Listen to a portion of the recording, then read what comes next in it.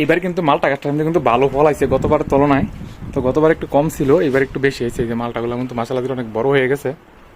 এই যে এই পাশে আছে, এগুলোর সাইজগুলো একটু বড়। তো গত বছর তুলনায় অনেকগুলো বেশি হয়েছে। এই যে উপরে কিন্তু আরো অনেকগুলো আছে, হয়তো বড় হলে দেখা যাবো। এখন তো পাতার কালার তো এর জন্য স্পষ্ট দেখা যায় না। এটার মধ্যে মোটামুটি ভালো হয়েছে। এই যে এটা ফলটা একটু ছোট ছোট, এর জন্য স্পষ্ট দেখা যায় না।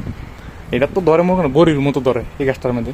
তো এখনো কিছু ফল আছে, ওই যে লাল লাল দেখা যায়। আর মাসখানি পরে মনে করেন ভালো বড় হয়ে যাবে।